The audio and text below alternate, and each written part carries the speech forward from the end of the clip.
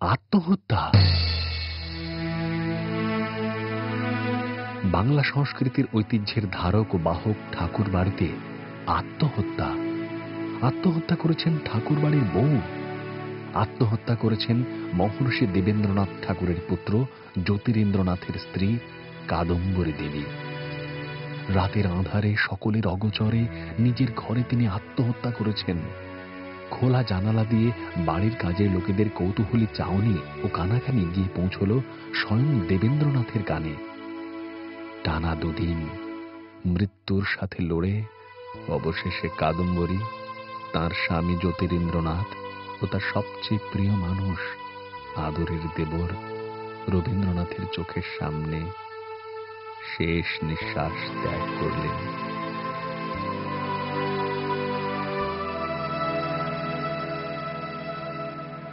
আসন্ন সামাজিক সম্মানের কথা ভেবে দেবেন্দ্রনাথ প্রমাদ গুনলেন। ঘটনাটিকে চাপা দিতে মহর্ষি তার ছায়া সঙ্গে অনুগত কর্মী কিশোরীকে আদেশ দিলেন। পোস্টমর্টেমের ব্যবস্থা হল ঠাকুর বাড়িতেই। প্রচুর মদ, খাবার, টাকা পয়সা উড়িয়ে দেওয়া হলো এক রাতে। ঠাকুর বাড়ির একদিকে যখন চলছে কাদম্বরীর শ্মশান যাত্রার আয়োজন, ঠিক তখনই অন্যদিকে চলছে কিশোরীর নেতৃত্বে রাতে স্ফূর্তির ব্যবস্থা।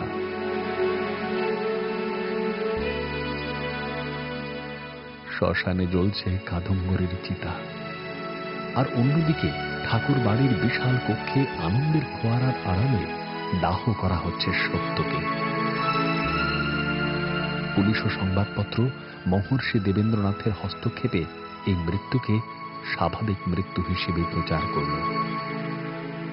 সম্মান রক্ষা পেল ঠাকুর বাড়ির। সময়কালে ধীরে ধীরে সকলে তাকে ভুলেও গেল, কিন্তু রবীন্দ্রনাথ কি করে ভুলবেন তাঁর বন্ধু নতুন বৌঠানকে?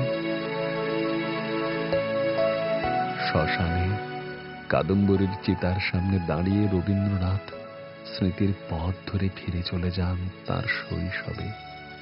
ঠিক এইভাবে তার মা সারদা দেবী যখন চলে যান তার বাল্যকালে, ঠিক সেই সময় তার থেকে সামান্য বড় এক নববধূ বালিকা তাকে পরম স্নেহে জড়িয়ে নিয়ে মায়ের দুঃখ ভুলিয়ে দিয়েছিলেন। পালকি চেপে সেই বালিকার নববধূর সাজে ঠাকুর বাড়িতে আগমন বালক রবির মননে স্বপ্নের দেশের রাজকন্যা আগমনের মতোই ছিল। সেই বালিকাই তার নতুন বৌঠান, তার জ্যোতিদাদার স্ত্রী কাদম্বরী দেবী। লেখক ও শিল্পী রবীন্দ্রনাথের নামডাক সবেই চারদিকে ছড়িয়ে পড়তে শুরু করেছে। রবীন্দ্রনাথ সর্বক্ষণ ব্যস্ত তাঁর রচনা নিয়ে, ব্যস্ত তাঁর সর্বক্ষণের প্রিয় সঙ্গী ও সমালোচক তাঁর নতুন বৌঠানকে তাঁর সৃষ্টি কাজ দিয়ে খুশি করতে। তাঁর এই মনের মানুষটির স্বীকৃতি তাঁর একমাত্র লক্ষ্য। আসলে কাদম্বরী ছিলেন রবীন্দ্রনাথের প্রতিটি সৃষ্টি কাজের প্রথম সাক্ষী ও শ্রোতা। তিনি সহজে খুশি হতেন না, কারণ কাদম্বরী চাইতেন তাঁর ভানু অর্থাৎ আদরের দেবর রবির যেন কোনো খুঁত কেউ খুঁজে না পায়।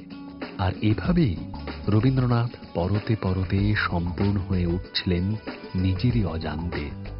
আর তাই সেই সময় তাঁর প্রতিটি সৃষ্টি কাজেই মিলেমিশে যাচ্ছেন তাঁর বন্ধু, তার আদরের নতুন বৌঠান কাদম্বরী দেবী বারবার।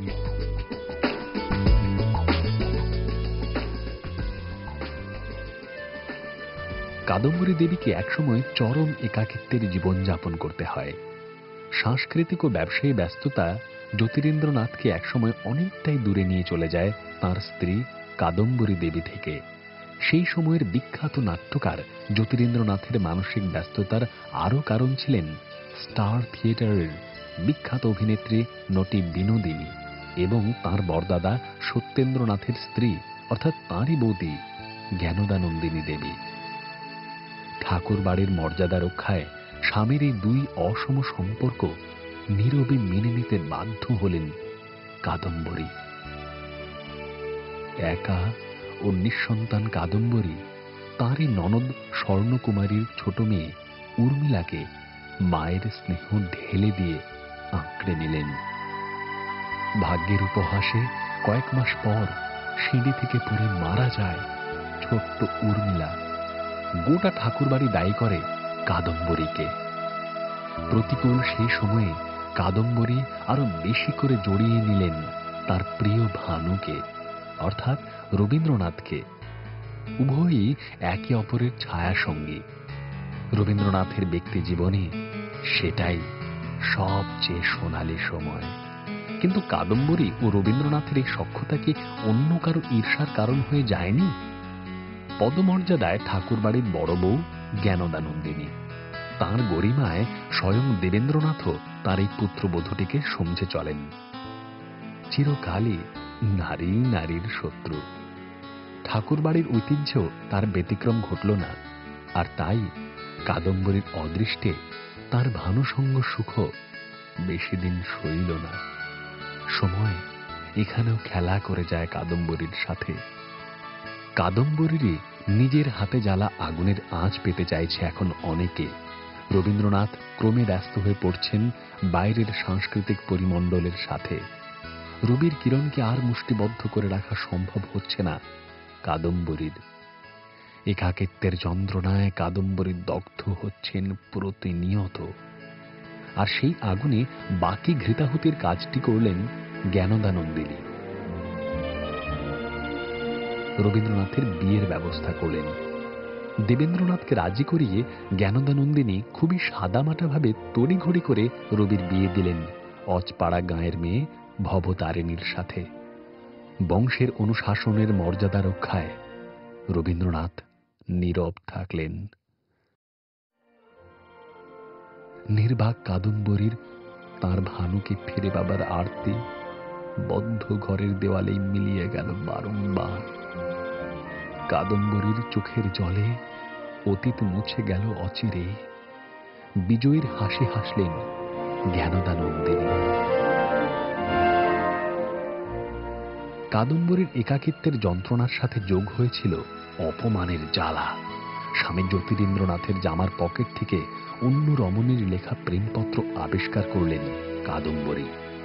আত্মহত্যার চেষ্টা করেও সফল হলেন না। তাঁর ভানুকে আঁকড়ে বেঁচে রইলেন। কিন্তু এবারে সফল হতেই হবে।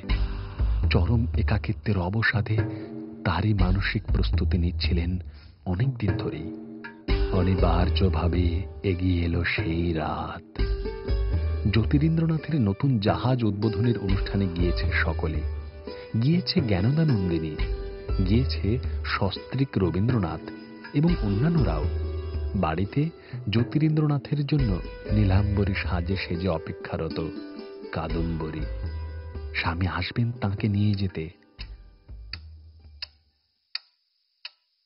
প্রহর এগিয়ে চলে, কিন্তু আসে না কেউ।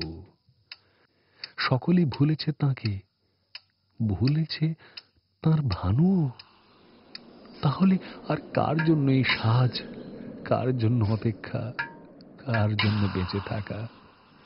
সামান্য ঘুমের প্রয়োজনে অনেকদিন আগেই বাড়ির ধোপানি বিশুর কাছ থেকে নিয়ে রেখেছিলেন ঘুমের বড়ি।